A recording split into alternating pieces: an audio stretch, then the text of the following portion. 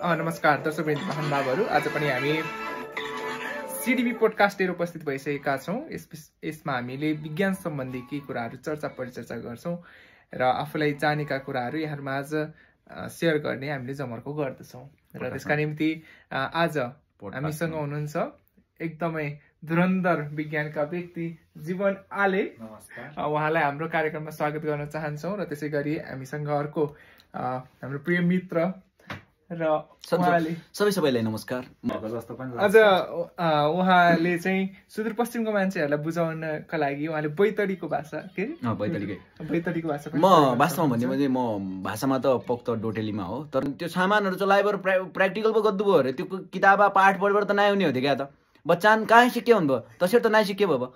जब तुम्हारा बच्चान भोलका दिनमा कृषिमा औजारहरू विकसित गर्न ना कसा गर्न ना त त्यो किताब पाठ पढेर त नआउने हो। त त्यो त प्र्याक्टिकल गर्नु पर्ने भयो, त्यसका लागि ल्याब सेट गर्नु पर्ने भयो, त्यसका लागि केमिकलका नामहरू जान्नु पर्ने भयो। है अबको विज्ञान सरहरूले के गर्नु पर्छ भन्ने विषयमा म अब मेरा विज्ञ साथीहरू, यो एकदमै जेन्युन साइन्समा अलिकति नलेज भएका, धेरै वर्षदेखि पढाउनु भएका साथीहरूलाई चाहिँ अलिकति क्वेसन सोध्न चाहन्छु। है मैले एउटा क्वेसन सोध्न चाहे, जस्तो नेपालको परिप्रेक्ष्यमा चाहिँ होइन साथीहरू, यो जस्तो विज्ञान टिचरबाटै स्टार्ट हुनुपर्छ जस्तो लाग्छ मलाई। उहाँहरूले नेपाली जस्तो विज्ञान विषयको किताबमा पनि किताबको पाठ पढाइदिने बच्चाहरूलाई त्यो पाठ पढाएर मात्रै हुन्छ जस्तो लाग्दैन। ल्याबहरू सेटअप गर्ने, ल्याबहरूमा इन्स्ट्रुमेन्टहरू चलाउन सिकाउने, कम्तीमा इन्स्ट्रुमेन्ट देखाउने बच्चाहरूलाई के हो त आखिरमा प्र्याक्टिकल नलेजतिर किन फोकस नभएको जस्तो लाग्छ? कि हाम्रो सरकारको अस्तव्यस्तता कसैले यो अनुगमन नगरिदिने होइन?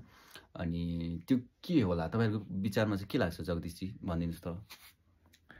हाम्रो नेपालको शिक्षा प्रणालीमै यसमा चाहिँ दोषी जस्तो देख्छु म। हाम्रो शिक्षा प्रणाली नै एकदमै मार्क्स ओरिएन्टेड। हाम्रो समाजमा पनि यस्तो प्रकारको चाहिँ एउटा हाम्रो समाजमा एउटा यस्तो सिनारियो चाहिँ क्रिएट गरेको छ कि जसले चाहिँ एकदमै धेरै मार्क्स ल्याउँछ उनी एकदमै ट्यालेन्ट विद्यार्थी होइन। हाम्रो अहिलेको पछिल्लो समयमा चाहिँ सबै मान्छेहरू नै पैसा कमाउनेतर्फ लागेर चाहिँ आफ्नो पढाइभन्दा पनि पैसा कमाउनेतर्फ लागेर विदेशिने क्रम चाहिँ एकदमै बढ्दो देखिन्छ। त्यसै कारणले गर्दाखेरि पनि अलिकति विज्ञान चाहिँ छायामा परेको हो कि जस्तो देखिन्छ। त्यसै गरी हाम्रो सरकारले जुन प्रकारको शिक्षा नीति चाहिँ अवलम्बन गरेको छ त्यो पनि चाहिँ अलिकति प्र्याक्टिकल नभएको र थ्योरी बेस चाहिँ अलिकति धेरै भएको भन्ने जस्तो चाहिँ पाइन्छ। त्यसै गरी हाम्रो जुन शिक्षण पद्धति छ त्यो पनि चाहिँ एकदमै मार्क्स ओरिएन्टेड र हाम्रो सरहरूले पढाउँदाखेरि पनि नोटहरू मात्रै ल्याउने होइन, क्लासमै डेमोन्स्ट्रेसनहरू गराएर चाहिँ पढाउन सकियो भने चाहिँ विद्यार्थीहरूलाई अलिकति त्यो इन्ट्रेस्टिङ पनि लाग्छ जस्तो लाग्छ। हाम्रो कुनै पनि विद्यालयहरूमा त्यसरी चाहिँ क्लासमै गएर होइन कुनै पनि साइन्सको एक्सपेरिमेन्टहरू गरेको अनि त्यो चाहिँ होइन रियल लाइफसँग कसरी कनेक्ट हुनसक्छ भन्ने कुराहरू चाहिँ एकदमै कम चाहिँ हामीले देख्न पाउँछौँ। हाम्रो कुनै पनि साइन्स टिचरहरूले चाहिँ त्यस्तो कम नै गरेको चाहिँ मैले पाएको छु। त्यसले गर्दाखेरि पनि विद्यार्थीहरूले हामीले जुन पढेको हुन्छ विज्ञानमा त्यो कुरा चाहिँ भोलि गएर कहाँ चाहिँ युज हुन्छ, जुन कुरा चाहिँ हाम्रो दैनिक जीवनसँग नै प्रयोग भइरहेको हुन्छ त्यो कुराहरू चाहिँ हामीले त्यसलाई कनेक्ट गराउन नसकेको हो कि भन्ने कुरा चाहिँ मलाई लाग्छ। अब यस विषयमा थप प्रकाश पार्छ हाम्रो जीवनजी चाहिँ धेरै वर्षदेखि यही साइन्स पेसामा, यो टिचिङको पेसामा लाग्नु भएको हुनाले चाहिँ उहाँले चाहिँ के देख्नुभयो त आखिरमा रियल लाइफमा के छ, रियल फिल्डमा के छ भन्ने कुराले उहाँ अझ प्रकाश पार्न सक्नुहुन्छ जस्तो मलाई लाग्छ। म अब सर्वेको मान्छे भएको कारणले मलाई साइन्ससँग त्यति कनेक्ट भएन, म म्याथसँग चाहिँ अलिक बढी कनेक्ट। हुन त धेरै नै कुराहरू उहाँको हाम्रो जगदीशजीबाट आइसकेको छ। यही नै हो कुरो, यसलाई इम्प्रुभ गर्न के सकिन्छ भन्ने कुरा हामी फर्दर डिस्कस गर्ने नै छौँ। र हामी पनि यदि यस फिल्डमा फेरि भविष्यमा लाग्ने हो भने यही चलिरहेको ट्रेन्डलाई भन्दा पनि अलिकति हामीले इम्प्रोभाइज गरेर अलिकति हामी प्र्याक्टिकल तरिकाले जाने नै छौँ, हामीले नगरे कसले गर्ने भन्ने टाइपको हुन्छ। उहाँ अब उहाँ के अरे यस्तो छ क्या पनेरजी, हुन त हाम्रो शिक्षा नीति अहिले पहिला चाहिँ अलिकति नराम्रो थियो किनभने प्र्याक्टिकल थिएन होइन। अहिले पनि अलिअलि प्र्याक्टिकल चाहिँ जोडेछन्। जस्तै 8 क्लाससम्म 50 मार्कको थ्योरी 50 मार्कको प्र्याक्टिकल भनेर राखिएको छ। र त्यसै गरी 9-10मा चाहिँ तपाईँको चाहिँ 75 र 25 गरेको जस्तो छ। र त्यसपछि 11-12मा त हजुरको त प्र्याक्टिकलको छुट्टै एक्जाम हुन्छ नि। अब के छ भनेदेखि हाम्रो देशको नेताहरू घुस खाने हो है, कसरी शिक्षा नीति बिगारौँ र देशको यो जुन हाम्रो भविष्यको जुन यो के भनौँ धरोहरहरू छ नि, कर्णधारहरू छन्, उनीहरू कसरी बिग्रोस्, पढ्न नपाओस् र विदेश गएर रेमिटान्सको माध्यमबाट देशलाई पैसा पठाइरहोस् भन्ने यो चाहिँ एउटा खेल हो जस्तो लाग्छ के मलाई हाम्रो राजनीतिकहरूका होइन कर्मीहरूका। एउटा त्यो कुरा भयो। अर्को कुरा यहाँ हेर्ने हो भने पहिलाको सिनारियो अनुसार अहिलेको सिनारियोमा बच्चाहरूलाई पनि त्यस्तो पढ्ने इन्ट्रेस्ट छैन जस्तो लागेको छ कि। अब टिचरहरू पढाउन खोज्छन्, कहिलेकाहीँ हाम्रै सिडिपीमा पनि ल्याबमा आइरहनु भएका हुन्छ, तर विद्यार्थी म देख्दिनँ, घुमिरहेका हुन्छन्, कोही बाथरुमतिर, कोही खाजा खाइरहेका हुन्छन् र लास्टमा एटेन्डेन्स बनाउने बेला सबै आउने गर्छन्। त्यस्तो छ। त्यही कारणले पनि हाम्रो यो प्र्याक्टिकल नलेज राखे तापनि विद्यार्थीहरू अब सिक्दैनन्। अब भोलि टिचर बन्न जाने भनेको हामीहरू हो, हामीले प्र्याक्टिकल नलेज पाएकै छैनौँ। हामीले सरलाई गएर अलिकति फोर्स पनि गर्दैनौँ कि सर हिँड्नुहोस् न हामीसँग ल्याबमा भनेर। कर्मीहरूलाई पनि हामीले सुधार्न त पर्ने हो, तर यो जेनजी आन्दोलनले अझै सुधार्न सकेको छैन जस्तो छ। तपाईँको पोइन्टसँग म केही हदसम्म चाहिँ सहमत छु, कम्प्लिटली चाहिँ सहमत छैन। तपाईँले जस्तो शिक्षा नीति अब ठिकै आइरहेको छ, आउँदैछ, आगो पनि अलिकति प्र्याक्टिकल मार्क्स चाहिँ राखेको छ भन्नुभयो। प्र्याक्टिकल मार्क्स भन्ने कुरो त कसरी दिन्छ भन्ने कुरा तपाईँलाई एकदमै त्यसमा जगत जागृत नै छ होइन। हामी सबै त्यो त मार्क्स हो, टिचरले जो राम्रो भयो त्यसलाई दिन्छ, त्यो गरे पनि नगरे पनि दिने गरेको छ नि त। त्यसलाई फलो त हामीले गरेको छैनौँ, त्यसको लागि कुनै क्राइटेरिया त छैन नि त। यति प्र्याक्टिकल यति ल्याबमा गराएको टिचरलाई कसले हेर्ने, टिचरले गरायो कि गराएन भन्ने कुरा चाहिँ कसरी हेर्ने हामीले। रोक्नु विनोदजी, म तपाईँलाई यस्तो कुरा भन्छु। अब हेर्नु आजकल के भइरहेको छ, प्र्याक्टिकल मार्क तपाईँको स्कुलबाट पठाउने गरेको छ। अब कुन चाहिँ स्कुलले मेरो विद्यार्थी को प्र्याक्टिकल मार्क कम होस् वा मेरो प्र्याक्टिकल विद्यार्थीको पुरा ग्रेड कम होस् भनेर चाहन्छ त। त्यसको लागि त सरकारले के गर्नु पर्यो, प्र्याक्टिकल एक्जाम पनि अब के हुनु पर्यो, सेन्टर अनुसार नै गरिदियो भने अलि केही हदसम्म चाहिँ राम्रो होला जस्तो लाग्छ। अब यो कुरामा जगदीशजी के भन्न चाहनुहुन्छ? यो सँगै म चाहिँ के भन्छु भन्दाखेरि नेपालमा चाहिँ जुन पढाउने पेसालाई चाहिँ अलिकति होइन रेपुटेसनको हिसाबले पनि अलिकति लोवर ग्रेडमा राख्ने गरिन्छ। त्यसले गर्दाखेरि पनि अलिकति टिचरको मोटिभेसनमा पनि चाहिँ कमी भएको हो कि भन्ने पनि मलाई लाग्छ। अब धेरै जसो चाहिँ जुन साइन्स पढेकै चाहिँ विद्यार्थीहरू पछि गएर चाहिँ टिचर भन्छन्, उनीहरूको फर्स्ट चोइस नै टिचिङ भन्ने कुरा एकदमै रेयरको मात्रै हुन्छ। जोसँग चाहिँ बढी इच्छा छ उसले नै चाहिँ त्यो पेसामा गयो भने अनि भोलि गएर उसले आफ्नो एफोर्ट 100% दिन सक्छ र उसमा चाहिँ त्यो कसरी बुझाउने विद्यार्थीहरूलाई भन्ने एउटा इन्ट्रेस्ट पनि हुन्छ। अनि तर नेपालको केसमा चाहिँ अलिकति टिचरको रेपुटेसन कम भएको कारणले गर्दाखेरि पनि अनि जुन शिक्षकहरूलाई पनि पढाउन त्यति इन्ट्रेस्ट नभएको जस्तो देखिन्छ। अनि मात्र चाहिँ त्यो पैसा कमाउने हिसाबले मात्रै उनीहरूले पढाउने। अब धेरै जसो चाहिँ प्राइभेट विद्यालयहरूमा हेर्ने हो भने त्यहाँ त एक त टिचरको क्वालिफिकेसन पनि त्यति हेरिन्छ जस्तो मलाई लाग्दैन होइन। जुन सरकारी विद्यालयमा पढाउने चाहिँ शिक्षकहरू हुन्छ उहाँहरूको चाहिँ क्वालिफिकेसन एकदम राम्रो देखिन्छ, तर त्यसमा चाहिँ फेरि राज्यको स्रोत अलिकति कम नै देखिन्छ। प्राइभेटहरूमा अलिकति बढी लगानी गरेको, इन्स्ट्रुमेन्टेसनमा चाहिँ अलिकति बढी लगानी त गरेको छ, तर त्यसमा फेरि टिचरको इन्ट्रेस्ट देखिँदैन। यसमा मैले थोरै कुरा जोड्न चाहेँ। तर प्र्याक्टिकल नलेजको कुरा गर्दाखेरि चाहिँ फिजिक्स या साइन्स भन्ने बित्तिकै हामीले प्र्याक्टिकल नलेजलाई अलिक बढी जोड्नुपर्छ भन्ने जस्तो मलाई लाग्छ है।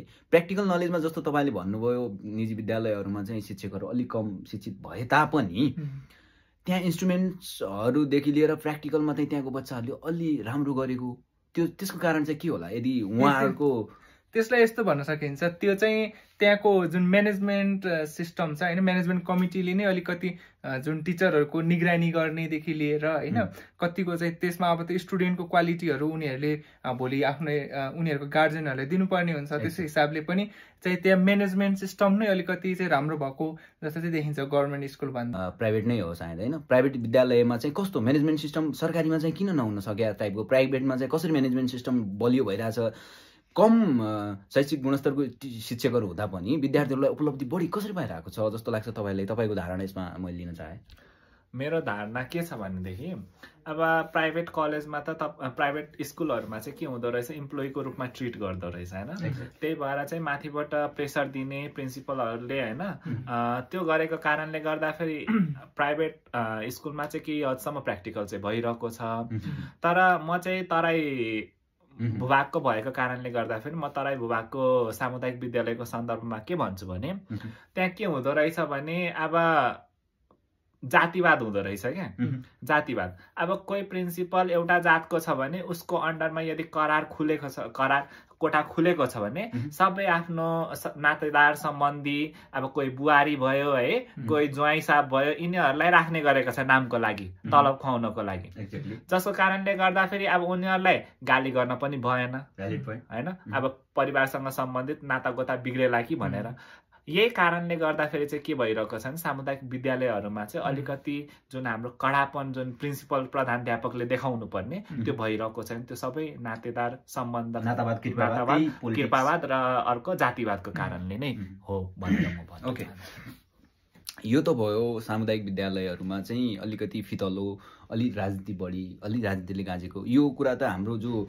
विद्यालय व्यवस्थापन संयन्त्र छ, जो चाहिँ यो विद्यालयलाई अनुगमन गर्ने जो हाम्रो स्थानीय निकाय छ, सबै चाहिँ पोलिटिकल्ली अलिकति अनस्टेबल भएको कारणले पनि त्यस्तो भएको हुनसक्छ। तर यो सबैका बिचमा चाहिँ सबै कुरा नेगेटिभ छ भन्न पनि सकिँदैन। जस्तो अहिले उपत्यकाका विद्यालयहरू, सरकारी विद्यालयले राम्रो गरेको, अहिले जस्तो धनगढीमा हाम्रो मेयर साहब गोपियामाल सरले चाहिँ राम्रो व्यवस्थापन गर्नुभएको मैले देखेको छु है। अनि कुनै कुनै विद्यालयले राम्रो मार्क्स ल्याएको र त्यहाँको विद्यार्थीहरूको चाहिँ रेपुटेसन बाहिर जाँदा पनि राम्रो देखिएको चाहिँ मैले देखेको छु। इम्प्रुभमेन्ट भइरहेको छ, तर अझै यसलाई जस्तो नसकेको त होइन नि त। एउटा एमएससी गरेको टिचरले चाहिँ एउटा मावि तहमा गइसकेपछि प्र्याक्टिकल जस्तोसुकै प्र्याक्टिकल पनि राम्ररी गराउन सक्छ। हरेक च्याप्टरमा अभ्यास जो एक्टिभिटी सेक्सनहरू हुन्छ त्यसलाई त ल तिमीहरूले पढ्ने घरमा गर्ने भन्दा पनि यो चाहिँ हामीले भोलि क्लासमा गर्छौँ है, यो चाहिँ हामी समूह बनाएर गर्छौँ है, यो समूहले यो गर्ने, यो समूहले यो गर्ने भनेर यसरी प्र्याक्टिकल्ली प्रपोजल राइटिङदेखि लिएर एभ्रिथिङ कुराहरू चाहिँ गर्न सकिन्छ है विद्यालय स्तरमा। अब मैले जगदीशजीलाई एउटा क्वेसन सोध्नु चाहे, विद्यालय स्तरमा विद्यार्थीहरूलाई चाहिँ प्र्याक्टिकल्ली हामीले कस्ता कस्ता कुराहरूमा इन्भल्भ गर्न सक्छौँ? जस्तो अहिले जस्तो म आफू एउटा रिसर्चर भएको कारणले मलाई प्रपोजल लेख्नमा अझै पनि अहिले एआईको सहारा लिनुपर्ने, एउटा रिसर्च अलरेडी इन्भल्भ भइसकेको साथीको सहारा लिनुपर्ने अवस्था छ। यो कुराहरू स्कुल लेभलबाटै सिकाउन सकिन्छ कि? जस्तो कस्ता कस्ता कुराहरू चाहिँ विद्यार्थीलाई सेल्फ गर्न सिकाउन सकिन्छ? अहिले त हामीसँग टुल्सहरू जति पनि छ है, त्यस्तो टुलहरू युज गर्न सिकाउन सकिन्छ भन्ने कुराहरूको बारेमा जगदीशलाई अलिकति प्रकाश पारिदिन हुन अनुरोध गर्दछु। हाम्रो अलिकति टिचरहरू पनि अलि उमेरले अलिक पाको है सरकारी स्कुलमा, उहाँहरूले चाहिँ अलि त्यसमा इनपुट दिन नसक्ने पनि अवस्था हुनसक्छ। उहाँहरूले त्यो चाहिँ यसको बारेमा अलिकति जगदीशजीबाट जान्न चाहेँ मैले। त्यो चाहिँ यस्तो छ, मैले चाहिँ अब काठमाडौँकै स्टुडेन्टहरूलाई पनि पढाएँ होइन, काठमाडौँकै विद्यालयमा पढिरहेका स्टुडेन्टहरूलाई पनि पढाएँ, युलेन्सदेखि लिएर होइन, ट्रिनिटी अनि एकदमै प्रतिष्ठित पपुलर स्कुलमा पढेको विद्यार्थीहरूले पनि होम ट्युसनको रूपमा पढाएँ। अनि त्यो पढाउँदाखेरि चाहिँ के पाएँ भन्दाखेरि मैले चाहिँ एकदमै सानो लगभग 3-4 क्लास पढ्ने स्टुडेन्टहरूलाई पनि देखेको छु मैले इन्स्टिच्युटमा पढाउँदाखेरि। अनि त्यसमा चाहिँ स्टुडेन्टहरू यहाँको के हुन्छ, प्राइभेट स्कुलमा पढेको भन्दाखेरि उनीहरूको 3-4 क्लासदेखि नै, इभन कसैको त 1-2 क्लासदेखि नै त्यो प्रोजेक्ट भनेर होइन उनीहरूलाई चाहिँ त्यो ड्रइङ हुनसक्छ अथवा केही लेख्ने हुनसक्छ, त्यो प्रोजेक्टको रूपमा चाहिँ दिइरहेको मैले पाउँछु। अनि तर हाम्रो जुन सरकारी स्कुलमा छ है, अब म पढ्दाखेरि चाहिँ म सरकारी स्कुलमै पढेको हुनाले कहिले पनि हामीले त्यो प्रोजेक्ट भन्ने कुरा चाहिँ थाहा पाएन। मैले फर्स्ट टाइम प्रोजेक्ट चाहिँ कहाँ आएर सुने भन्दाखेरि 9-10 क्लासमा पढ्दाखेरि सोसलमा एउटा प्रतिवेदन बनाउने भन्ने हुन्थ्यो, विधाको। अनि अर्को चाहिँ मेन चाहिँ भ्रमण गएको बेलामा त्यसको एउटा प्रतिवेदन बनाउने भन्ने कुरा हुन्थ्यो। त्यही नै हो फर्स्ट टाइम सुनेको। त्यसमा नि मेरो अनुभव त कस्तो हुन्छ भने भ्रमण पनि गइएन अनि त्यसैले गर्दा प्रतिवेदन पनि बनाएन, कसरी बनाउने थाहा भएन के। अनि त्यो पनि त एक प्रकारको त प्रोजेक्ट त नभनेर एक प्रकारको लेखन निबन्ध लेखन टाइपको भयो। त्यो त हामीले ठाउँ डिस्क्राइब गर्ने हो, त्यसको पनि कुनै एउटा सर्टेन प्याटर्न त छैन नि त। आफूले मन नलागेको कुरा लेख्ने हो, वास्तवमा प्रोजेक्ट राइटिङ त होइन, खोजेर लेख्ने र एउटा निबन्ध लेख्नेमा त फरक छ नि त हैन। अनि त्यसपछि 11-12मा पनि खासै भएन होइन। 11-12 नै म चाहिँ अब सरकारी नै पढेको हुनाले त्यति साह्रो चाहिँ प्र्याक्टिकल अब गरेर त्यसकै फाइल बनाउने हुन्थ्यो, प्रोजेक्ट भनेर छुट्टै भएन। जब ब्याचलर आयो, ब्याचलरको पनि 4th इयरमा पुगिसकेपछि बल्ल प्रोजेक्ट भन्ने सुन्नियो। अनि त्यही त हाम्रो चाहिँ अब त्यो प्रोजेक्टमा अथवा प्र्याक्टिकल नलेजतिर चाहिँ हाम्रो त्यति फोकस नभएको कारणले गभर्मेन्ट स्कुलको स्टुडेन्टहरू अलिकति पछाडि परेको जस्तो देखिन्छ। के कस्ता कामहरू गर्न सकिएला त? अब काठमाडौँमा पढेको मैले स्टुडेन्टहरूलाई हेर्दाखेरि सुरुमा चाहिँ सामान्य खालको प्रोजेक्टहरू जुन चाहिँ बुकसँग रिलेटेड नै हुन सक्छन् होइन। अनि साइन्स केही पनि कस्तो भन्दाखेरि त्यो जस्तै फिगरहरू बनाउने हुनसक्छ। अनि त्यसपछि अलिकति चाहिँ त्यो रमाइलोसँग पनि जोडियोस् है। अनि जब चाहिँ यो 8-9 क्लासमा पुग्छन् अथवा 7-8 क्लासदेखि चाहिँ उनीहरूलाई एउटा सानो 9-10मा पुगेपछि त प्रपोजल लेख्नै लगाएर उनीहरूलाई सानो एउटा चाहिँ इन्स्ट्रुमेन्टहरू बनाउने हुनसक्छ अथवा साइन्सको सानो क्राफ्टहरू बनाउने खालको पनि चाहिँ दिन सकिन्छ। अनि त्यसपछि 9-10मा अब त्यति साह्रो अलिकति होइन डिप रिसर्च भन्नाले त्यो लिट्रेचर रिभ्यू गरेरै गर्ने खालको त अलिकति उनीहरूले गाह्रो हुनसक्छ। तर सामान्य खालको चाहिँ प्रपोजल राइटिङदेखि लिएर जुन चाहिँ एक्सपेरिमेन्टलसँग अलिकति रिलेट होस् होइन। थ्योरिटिकल्ली गयो भने चाहिँ उनीहरूलाई अलिकति बोर हुनसक्छ। जुन एक्सपेरिमेन्टल जस्तै चाहिँ हाइड्रोलिकको चाहिँ होइन डोजरहरू बनाउने हुनसक्छ, मोटरहरू बनाउने, रोबोटिक्समै उनीहरूले के गर्न चाहेको छ स्कुलले नै यदि त्यसमा पनि फन्डिङ नै गर्न सक्छ भने पनि रोबोटिक्समा चाहिँ प्रपोजल कसरी लेख्ने त? म एउटा यस्तो गाडी बनाउन चाहन्छु जसमा चाहिँ यसरी हाइड्रोलिक प्रेस युज भएको छ या समथिङ यस्तो भएको छ, यसको लागि चाहिँ यति फन्ड लाग्न सक्छ, चाहिएको एउटा प्रपोजल त लेख्न सकियो नि त। प्रपोजल भनेको यति इम्पोर्टेन्ट छ अबको दिनहरूमा चाहिँ। जस्तो हामीले यही कार्यक्रमहरू गर्छौँ, यही कार्यक्रम गर्दा पनि प्रपोजल राइटिङमा कति मान्छेहरू चाहिँ हामीहरू नै कति ल्याग गरेर आएको हुन्छ। प्रपोजलमा कसरी लेख्ने, कसरी लिने, कसरी फन्डिङ म्यानेजमेन्ट गर्ने, कसरी चाहिँ के लाग्छ भन्ने कुराहरू कसरी म्यानेज गर्ने भन्ने टाइपको एउटा त्यो त तपाईँको के हुन्छ भन्दा लिडरसिप डेभलपमेन्ट। प्रपोजल लेख्ने मान्छे भनेको त यो लिडरसिपको कुरो पनि आउँछ, अर्को कुरो चाहिँ त्यसमा लेखाइको कुरो पनि आउँछ होइन। सो त्यसमा त्यो एकदमै भ्यालिड पोइन्ट लाग्यो मलाई चाहिँ रोबोटिक्सको कुरामा। हो, मैले चाहिँ अहिले यो 10 क्लासको स्टुडेन्टलाई पढाइरहेको छु होइन। उसले अस्ति एउटा ऊ चाहिँ CBSE बोर्डको हो, उसले अस्ति एउटा चाहिँ त्यो के अरे कार चाहिँ बनाउने जुन चाहिँ के छ भन्दा जमिनमा पनि गुड्छ अनि त्यो चाहिँ पानीमा पनि चाहिँ तैरिने खालको, त्यो बोटको रूपमा पनि काम गर्ने होइन।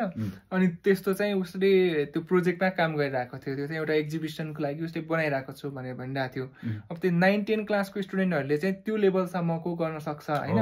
अब हामीले पनि काठमाडौँमै भएको कति एक्जिबिसनहरूमा चाहिँ पार्टिसिपेट गर्दाखेरि पनि उनीहरूले जुन चाहिँ एउटा जस्तो प्रोटोटाइप जस्तो एज एक्जाम्पल जस्तो प्रोटोटाइप त्यो कार त अहिले संसारमै पनि प्रोटोटाइपकै रूपमा छ होइन। त्यो कार प्रोटोटाइपकै रूपमा भएको कार उसले केही पेपर पढ्नु पर्ने हुन्छ कि जस्तो पानीमा पनि चल्नको लागि पानीको एउटा प्रेसरको देखि लिएर के फिनोमिनाहरू पढ्नुपर्ने र जमिनमा चल्नको लागि त त्यसको अब ड्र्यागदेखि लिएर एभ्रिथिङहरू त्यसको स्पिडदेखि लिएर सबै कुराहरू भन्नाले दुईटा डिफ्रेन्ट नलेजहरू उसले त पढ्ने त हो नि त। बनाउन सक्नु नसक्नु अलग कुरा छ, तर उसलाई पानीमा चल्नको लागि के चाहिन्छ भन्ने कुराको बारेमा सोच्छ नि त। एक्ज्याक्टली पानीमा चलाउनको लागि चाहिँ के कुरामा ध्यान दिनुपर्छ, प्रेसरदेखि लिएर डिस्प्लेसमेन्टको कुराहरू होला होइन। अनि पास्कल कति प्रेसर चाहिँ त्यसले एक्जर्ट गर्छ र कति पानी चाहिँ डिस्प्लेस हुन्छ भन्ने कुराहरू पनि पर्छ होला होइन। अर्को कुरो चाहिँ जमिनमा चल्नको लागि सबै कुराहरू हुन्छ, मोमेन्टमदेखि लिएर त्यसको ब्याट्रीको चार्जदेखि लिएर त्यसलाई इन्सुलेट गर्नेदेखि लिएर, इन्सुलेट भन्दा पनि त्यसलाई के भन्छ, त्यसलाई वाटरप्रुफ बनाउनेदेखि लिएर सबै कुराहरू हुन्छ नि त। सो पानीमा चलाउनको लागि पछाडिबाट पङ्खा लगाउने हो कि होइन, अनि जमिनमा चल्नको लागि त 7 टायर चाहिन्छ होला, त्यसको लागि पनि मोटरहरूको व्यवस्था हुन्छ। 4वटा टायरलाई 4वटा मोटर चाहिन्छ कि एउटा हब मोटर दिएर 2टा टायर जोड्ने हो कि, धेरै कुराहरू छ नि त। उसले सोच्छ, त्यति कुराहरू त सोच्ने हो नि त होइन। एक्ज्याक्टली म एउटा स्टुडेन्ट भएकै कारणले मैले यति सोचिरहेको छु भने चाहिँ उसले अलिक कम सोच्ला, तर सोच्ने त हो नि त। त्यो सोच्ने क्षमताको विकास पनि त हो नि त। हो, यस्तो प्रोजेक्टहरूकै कुरा, प्रोजेक्ट भनेकै यस्तो सोच्ने क्षमता, क्रिटिकल थिङ्किङ भन्छौँ हामी साइन्समा। हामी त भन्दैनौँ, आरके सरले भन्नु यस्तै खालको प्रोजेक्टहरूलाई चाहिँ त्यो सिलेबसमै राखेर होइन। यो चाहिँ जस्ट त्यो एक्स्ट्रा एक्टिभिटिजको रूपमा मात्रै नलिएर जुन चाहिँ प्राइभेट स्कुलहरूले मात्रै गर्दै आएको छ त्यसलाई चाहिँ सरकारले नै, गभर्मेन्टले नै त्यसलाई एउटा सिलेबसको रूपमा राखेर सर्टेन मार्क्स चाहिँ त्यसको लागि भनेर छुट्याएर गर्न सक्यो भने चाहिँ अरूको कम्पिटिसनै गर्न सकिन्छ होला कि स्कुलमा इयरली बेसिसमा रोबोटिक्स कम्पिटिसन, वाइ नट होइन, इन्टर स्कुल। अर्को कुरा मार्क्समै सबै कुराहरूलाई जोड्दाखेरि कस्तो हुन्छ भन्दाखेरि यो बनाइसकेपछि त मार्क्स त आइहाल्छ नि, एउटा फेरि बनाइदियो भने त मार्क्स आइहाल्छ, तर क्रिएटिभिटी त्यहाँ आएन क्या, त्यो मार्क्सको लागि ओरिएन्टेड भयो। तर यदि कम्पिटिसनको लागि मैले जित्नुपर्छ वाला गयो, ए उसले त यस्तो बनायो मैले योभन्दा पनि बेटर बनाउनु पर्छ यस्तो फेरि त्यो कम्पिटिसनमा मात्रै गयो भने चाहिँ एकदम इन्ट्रेस्टेड मान्छेले मात्रै गर्छ होइन, त्यो फेरि सबैको चाहिँ त्यतिखेर मोटिभेसन नहुन पनि सक्छ। ग्रुप वर्क गराउँछ अनि यसमा पनि फेरि ग्रुप क्रिएट गरेर। ठिकै छ गाइज, अब धेरै टक भयो, अब केही समय चाहिँ अब ब्रेकको लागि राखौँला। Thank you so much. यसमा हामी कन्टिन्यू गर्ने नै छौँ। यो स्टार्ट हाम्रो सुरुवात चाहिँ भएको छ, यसमा अहिले साइन्सको टपिक भए तापनि भोलिको दिनमा सोसलको टपिक आउन सक्छ, भोलिको दिनमा अहिलेको वर्तमान राजनीतिक स्थितिको बारेमा आउन सक्छ, भोलिको दिनमा हिस्ट्रीको बारेमा आउन सक्छ, नेपालको 2224 राज्य टिस्टादेखि लिएर पश्चिममा काँक्रासम्मको चाहिँ कसरी चाहिँ हामीले सुगौली सन्धिमा लुज गर्यो भन्ने कुराहरू आउन सक्छ। यो हाम्रो पोडकास्टमा जारी नै हुनेछ। यो यसको सुरुवात भएको छ। म मेरा 2-4 कलिग साथीहरूलाई एकदमै धेरै धन्यवाद दिन चाहन्छु। र यो यदि हेरेर तपाईँलाई मन पर्यो भने like share subscribe to my channel. It's Paneru words, not only Paneru words, it's 3 people round table, it's round table. Rishi Dhamala Sisan Baniya भन्दा नि अलि धेरै बोल्न खोज्नुहुन्छ। गाइज अब ब्रेक पछि भेटौँला, किनभने धेरै भोक लागिसकेको छ। विनोदजी घर चाहिँ कैलाली हो, तर उहाँ झापाली भन्नु अब ससुराल झापाली भन्न सक्छ। Thank you very much. Stay tuned for the next episode. We will shoot and we'll deliver it soon.